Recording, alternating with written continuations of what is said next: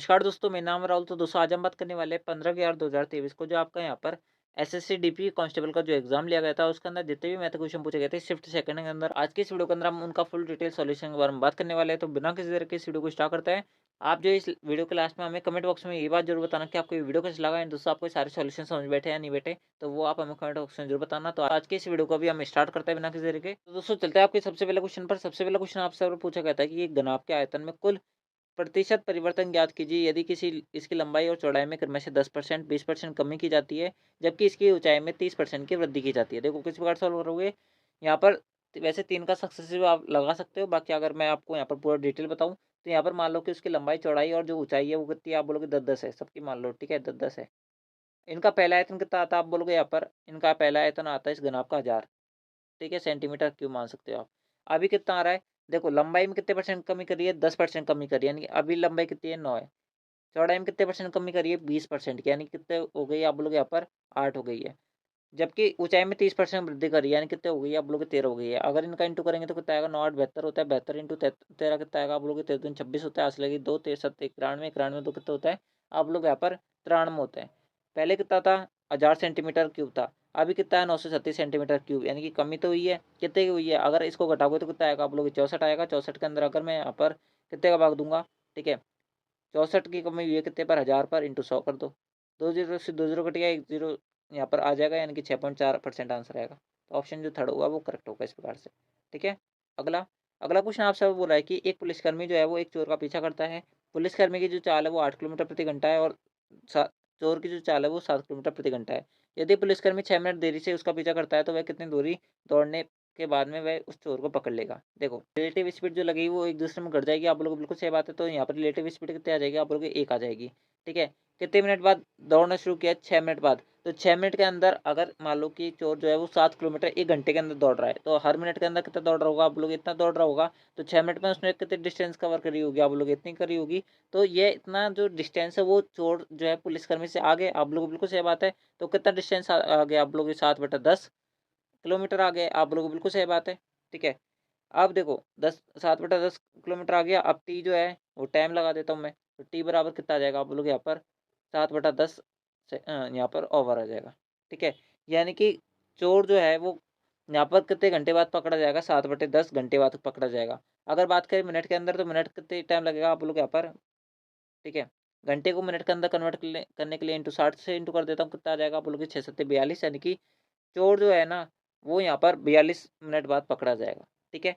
अब आपसे अब बोला जा रहा है कि इस कर्मी द्वारा तो वह कितनी दूर दौड़ने के बाद चोर को पकड़ लेगा। देखो 42 मिनट बाद पकड़ेगा, तो 42 मिनट, अगर 8 किलोमीटर 1 घंटे के अंदर दौड़ रहा है तो 42 मिनट में कितना दौड़ेगा आप लोग, इतना दौड़ेगा। इसको सॉल्व कर लो, इंटू 10 आएगा, ये 7 आएगा, 7 और 56, 56/10 यानी कि 5.6 किलोमीटर दौड़ने के बाद में वह चोर जो है वह पुलिस वाला जो है उस चोर को पकड़ लेगा, ठीक है। क्लियर हुआ होगा, इस प्रकार सॉल्व करना था।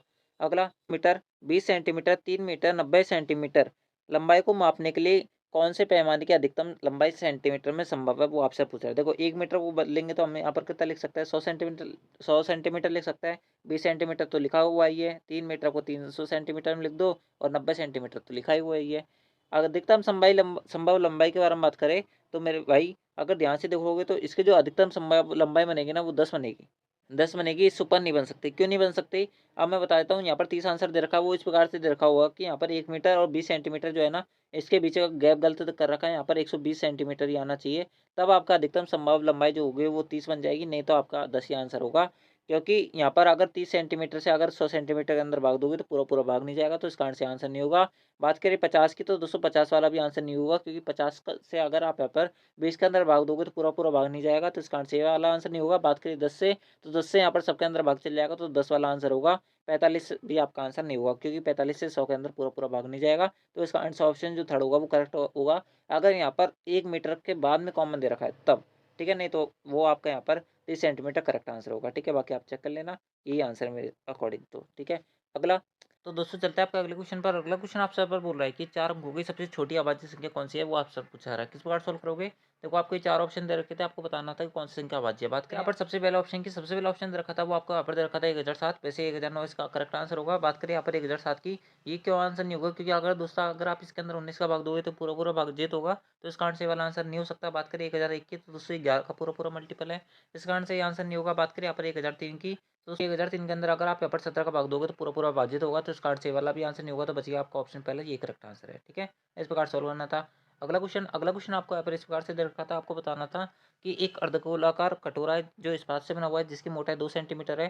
कटोरे की आंतरिक त्रिज्या जो दे रखी है वो 3 सेंटीमीटर दे रखी है। तो कटोरों को बनाने में प्रयुक्त इस्पात का आयतन ज्ञात कीजिए, जो कि 2 दशमलव तक स्थान तक पूर्णांकित आपको मान ज्ञात करना है। पाई की वैल्यू आपको यहाँ पर इतनी दे रखी है और आपको इसका आंसर बता रहा है। देखो किस प्रकार सॉल्व करोगे, आपको पता होना चाहिए कि एक अर्धगोलाकार जो आपका कटोरा होता है उसका आयतन 2/3 पाई आर का क्यूब होता है। लेकिन आप दोस्तों इसके अंदर मोटाई दे रखी है इनकी, एक खोखला है तो खोखले यहाँ पर अर्धगोलाकार जो आयतन होता है इसका क्या होता है, आप बोलोगे यहाँ पर आर का क्यूब माइनस का स्मॉल आर का क्यूब, आप बोलोगे बिल्कुल सही बात है। तो आप वैल्यू रख दो फॉर्मूले के अंदर, आपका आंसर आ जाएगा 2/3 की जगह 2/3 रख दो।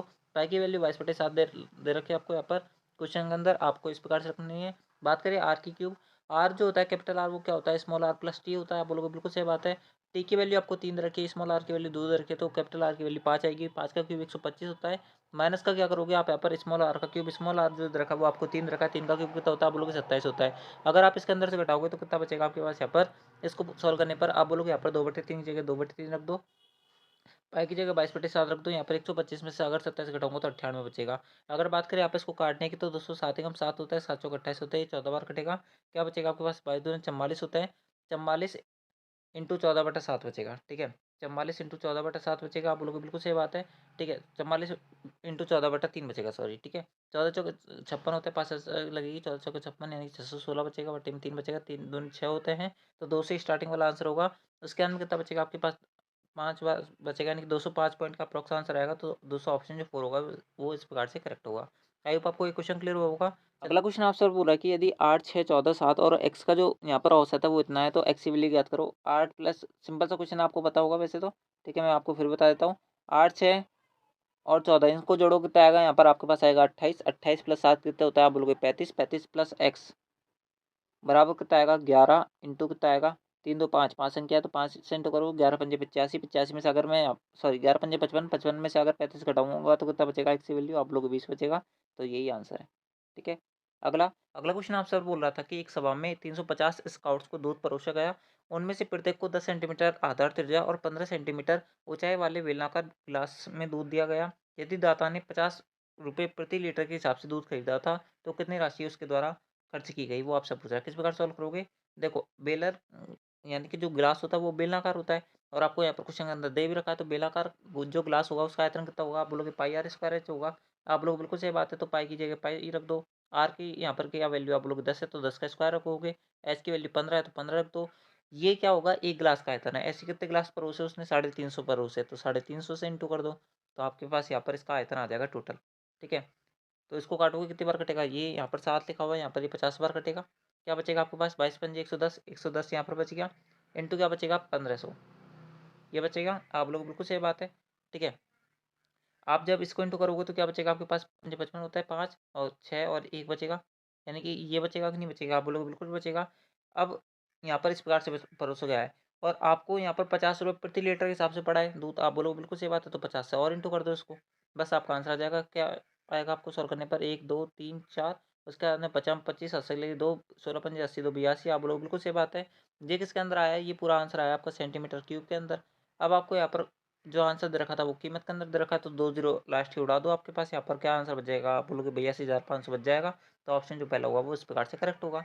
बस इस प्रकार से सॉल्व करना था। ठीक है, अगला क्वेश्चन आपसे बोल रहा है कि अजय ने 2 विषय गणित और विज्ञान के अंदर परीक्षाओं में 9 अनुपात 13 के अनुपात में अंक प्राप्त किए। यदि उसने विज्ञान में गणित से 16 अंक अधिक प्राप्त किए तो गणित में उसके अंक कितने थे। देखो 9:3 है, यहाँ पर ये मैथ है, यहाँ पर ये साइंस है, इन दोनों के बीच का अंतर कितना दे रखा है 16। ठीक है, और एक्चुअल के अंदर कितना आ रहा है, आप बोलोगे 4 यूनिट आ रहा है। 4 यूनिट की वैल्यू अगर 16 है तो 1 यूनिट की वैल्यू कितनी आएगी, आप लोग 4 आएगी। तो आपसे बोला जा रहा है कि उसकी गणित में अंक बताओ। अगर 1 यूनिट की वैल्यू 4 है तो 9 यूनिट की वैल्यू कितनी आएगी, 36 आएगी, तो 36 आंसर है। अगला, एक व्यक्ति ने साधारण ब्याज पर 1200 रुपये का ऋण उतने ही वर्ष के लिए लिया जितनी ब्याज दर उस समय ऋण पर रही, यानी कि जितनी रेट ऑफ इंटरेस्ट उसे ली गई उतनी ही यहाँ पर साल के लिए उसने यहाँ पर ब्याज लिया। यदि उसने ऋण अवधि के अंत में ब्याज के रूप में 432 रुपये का भुगतान किया, तो ब्याज की वार्षिक दर क्या होगी? कुछ नहीं करना, 432 का उसने ब्याज दिया है, 1200 रुपये का आपका क्या था यहाँ पर मूलधन था, आर का स्क्वायर आएगा क्योंकि रेट और आपका टाइम दोनों सेम है, इंटू 100 कर लो, 2 जीरो से 2 जीरो कट गया, 12 दूनी कितने होते हैं 24 होता है, 12 तीन 36 होता है, उसके बाद में वार्षिक की 72 होता है, तो आर की वैल्यू 6 आएगी, आंसर खत्म। ठीक है, तो ऑप्शन थर्ड करेक्ट है। अगला अगला क्वेश्चन आपसे बोला है कि 10,000 रुपये की धनराशि 10% वार्षिक ब्याज दर से 1.5 वर्ष के लिए छमाही रूप से चक्रवृद्धि की जाती है, तो चक्रवृद्धि ब्याज और साधारण ब्याज का अंतर क्या होगा? कुछ नहीं करना, 3 साल के लिए आपको अंतर लगा लेना है और आपका आंसर आ जाएगा। देखो 10,000 रुपये आपका क्या है? मूलधन है। ठीक है, आपको फॉर्मूला पता होना चाहिए, तो आप इस क्वेश्चन विद इन सेकंड उड़ा पाओगे, नहीं तो टाइम लगेगा आपको। ठीक है, 10,000 आपका क्या है? रेट ऑफ इंटरेस्ट है। आपको पता होना चाहिए कि जब आपका छमाही रूप से आपका जो चक्रवृद्धि ब्याज यहाँ पर संयोजित होता है, तो रेट ऑफ इंटरेस्ट आपकी क्या हो जाती है? आधी हो जाती है, और जो टाइम होता है वो क्या हो जाता है? दुगना हो जाता है, यानी कि टाइम कितना लगेगा? 3 साल लगेगा। 10,000 रुपये आपका मूलधन है, तो चक्रवृद्धि ब्याज और साधारण ब्याज के बीच का अंतर निकालने का डायरेक्ट फॉर्मूला क्या होता है? आप बोलोगे 5/100, इसका स्क्वायर यानी कि 25/1 2 3 4 आएगा। ठीक है, इंटू क्या आएगा? 300 प्लस r/100, 300 प्लस आर यानी कि 305। ठीक है, 305/100 आएगा। बस इसको सॉल्व कर लो, आपका आंसर आ जाएगा। ठीक है, इसको सॉल्व करेंगे तो ये जो भी आंसर आएगा ना, वो आपके यहाँ पर चक्रवृद्धि ब्याज और साधारण ब्याज के बीच का अंतर आएगा। अब इसको सॉल्व करेंगे तो 10,000 से 10,000 कट गया, 25 चौके 100 होता है, 4 से अगर मैं इसको काटूंगा 305 को, तो कितनी बार कटेगा? 4 सत्ते 28 होता है, 2 5 बचेगा, 4 छक्के 24 होता है, 76 पॉइंट का अप्रोक्स आंसर आएगा। 76 पॉइंट का अप्रोक्स एक ही आंसर है, ऑप्शन थर्ड करेक्ट है। आपको अलग अलग साधारण ब्याज और चक्रवृद्धि ब्याज को कैलकुलेट करने की कतई भी आपको यहाँ पर जरूरत नहीं है। अगला, एक आदमी अपनी 25% धनराशि घुमा देता है, शेष धनराशि का 60% खर्च करने के बाद में उसके पास 70 रुपये बचता है, तो मूल रूप से उसके पास कितने रुपए थे? मान लो कि आप एक व्यक्ति हो, आपके पास 100 रुपये थे, इसमें से आपने 25% रुपये खो दिए, आपके पास बचेंगे 75%, 75% का 60% खर्च करने के बाद में आपके पास 350 रुपये बचे, सॉरी 360 रुपये बचे, तो 60% आपने खर्च कर दिया, कितना बचा होगा? आपके पास 40% बचा होगा। ठीक है, और इसकी वैल्यू आपको क्वेश्चन के अंदर कितने दे रखी है? 360 दे रखी है, तो 100 यूनिट की वैल्यू पूछ रहा है, कुछ नहीं है, 360 इंटू 100। ठीक है, बटा 75 इंटू 40 कर दो, और 100 यूनिट की वैल्यू पूछ रहा है, तो 100 और कर दो इंटू में, बस खत्म। ठीक है, एक जीरो से एक जीरो कट गया, उसके बाद में इसको काट ही जाओ। ठीक है, 4 नाम 36 होता है, उसके बाद में 25 चौके 100 होता है, 25 75 होता है, 3 से काटोगे 30 बार, 4 थी 12, 12 से आंसर आना चाहिए, तो ऑप्शन जो पहला होगा वो करेक्ट होगा। बस क्वेश्चन उड़ गया। अगला, 14 पुरुष किसी कार्य को यहाँ पर 6 दिन में कर सकता है, जबकि 20 महिलाएं जो है उस काम को यहाँ पर 8 दिन में कर सकती है। 14 मैन जो है वो 6 दिन में उस काम को कर सकता है, और 20 महिलाएं जो है यहाँ पर उस काम को 8 दिन में कर सकती है, तो मेल एंड फीमेल की यहाँ पर एफिशिएंसी कितनी आ जाएगी? यहाँ पर इसको काट लो, 3 बार कटेगा, ये 10 बार कटेगा, ये यहाँ पर 5 बार कटेगा, ये यहाँ पर 7 बार कटेगा, अब नहीं कट रहा है, तो 8 5 40 होता है। ठीक है, और 7 की 21, ये इनकी एफिशिएंसी आ गई। आप बोलोगे बिल्कुल सही बात है, ये आ गया, आप बोलोगे बिल्कुल सही बात है, तो टोटल वर्क कितना निकलेगा? आप बोलोगे यहाँ पर 14 इंटू 40 इंटू 6 निकलेगा, ये आपका टोटल वर्क आ गया। आपसे अब बोला जा रहा है कि 7 पुरुष ने कार्य आरंभ किया। ठीक है, 7 पुरुष ने कार्य आरंभ किया और 3 दिन तक लगातार काम करा। अगर एक पुरुष एक दिन में 40 काम कर सकता है, तो 7 पुरुष एक दिन में कितना काम करेंगे? आप बोलोगे 280 काम करेंगे, तो 3 दिन में कितना काम करेंगे? आप बोलोगे 280 इंटू 3 करेंगे। शेष काम जो है वो महिलाओं ने कराए, और आपसे अब बोला जा रहा है कि और इसे 6 दिन में पूरा किया है, तो 6 दिन में पूरा करने के लिए कितनी महिलाओं की आवश्यकता पड़ेगी? आप लोग यहाँ पर मैं मान लेता हूँ कि एक्स महिलाओं की आवश्यकता पड़ेगी, और एक महिला की एफिशिएंसी 21 है। बस आप इसको सॉल्व कर लो, आपका आंसर आ जाएगा। ठीक है, आपको इस प्रकार सॉल्व करना है। अब देखो, काटने को आप जो है जो करता चल जाए उसको काटते चल जाओ। आप जो 7 से काट सकते हो, ये 7 दूनी 14 होता है, 7 चौके 28, 40 बार कटेगा, उसके बाद में 7 के 21 होता है। 3 से काटोगे, 3 से ये 2 बार कटेगा, उसके बाद में कितना बार कटेगा आपके पास यहाँ पर? आप जो इसको नॉर्मल सॉल्व कर लो, आपको समझ नहीं बैठा होगा क्योंकि मेरे पास स्पेस कम रहती है, तो आप जो इसको सॉल्व करोगे 160 आएगा, बराबर में क्या बचेगा आपके पास? यहाँ पर कितना बचेगा? 40 बचेगा, प्लस क्या बचेगा आपके पास? आपके पास बचेगा यहाँ पर 6x। इसको घटाऊंगा तो कितना बचेगा आपके पास यहाँ पर? आप लोग यहाँ पर 120 बचेगा, 120 बराबर क्या बचेगा? 6x बचेगा। 120 बराबर 6x, तो x की वैल्यू कितनी आएगी? 120/6 यानी कि 20 आएगी। ठीक है, तो ऑप्शन जो आपका फोर्थ होगा वो करेक्ट होगा। अगला, एक वस्तु को बेचकर एक दुकानदार इसके विक्रय मूल्य का 30% लाभ कमाता है, तो लाभ परसेंट ज्ञात करो। देखो, मान लो कि आपके पास 100 रुपये की चीज़ थी, ये इसका सेलिंग प्राइस था, इसका 30% इसने लाभ अर्जित करा, यानी कि कितने रुपये का प्रॉफिट जनरेट करा? आप बोलोगे 30 रुपये जनरेट किया है, तो आपकी यहाँ पर उस आपसे अब बोला जा रहा है कि उसका लाभ परसेंट ज्ञात करो। अगर 30 रुपये का उसने यहाँ पर क्या करा है? फायदा किया है, तो यहाँ पर उसके कॉस्टिंग क्या पड़ी होगी, यानी कि उसका कॉस्ट प्राइस कितना पड़ा होगा? आप बोलोगे 70 रुपये का पड़ा होगा। कितने का फायदा हुआ? 30 रुपये का। कितने पर हुआ? आप बोलोगे 70 पर हुआ, इंटू 100 कर दो, बस आपका आंसर आ जाएगा। एक जीरो से एक जीरो कट गया, 300/7 आ गया, क्या बच गया आपके पास? 300/7 बच गया। ठीक है, 300/7, 7 चौके 28। ठीक है, कितना बचेगा? 2 जीरो बचेगा, 7 दूनी 24, 42 के अराउंड आपका आंसर आएगा, तो ऑप्शन जो थर्ड होगा वो करेक्ट होगा। अगला, अगला क्वेश्चन इक्वेशन फॉर्म में दिया होता है, आपको इसका आंसर बताना था। इसको किस प्रकार सोल्व करेंगे?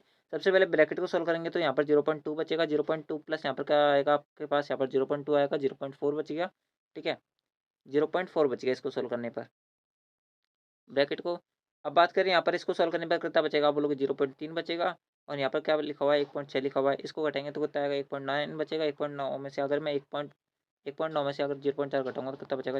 1.5 बचेगा। तो ये आंसर ऑप्शन पहला करेक्ट है। अगला अगला क्वेश्चन आपसे बोल रहा है कि व्यापारी ए जो है वो नगद खरीद के लिए अंकित मूल्य पर 25% छूट प्रदान करता है। व्यापारी बी उसी वस्तु जिस पर व्यापारी ए की वस्तु के बराबर ही मूल्य अंकित है पर 20% व्यापारिक छूट और 4% की नगद छूट प्रदान करता है।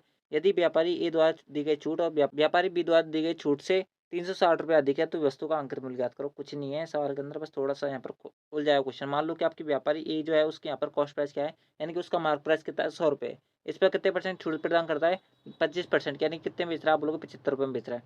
ये आपकी व्यापारी ए की क्या है? सेल है, यानी कि इसका फाइनल सेलिंग प्राइस है।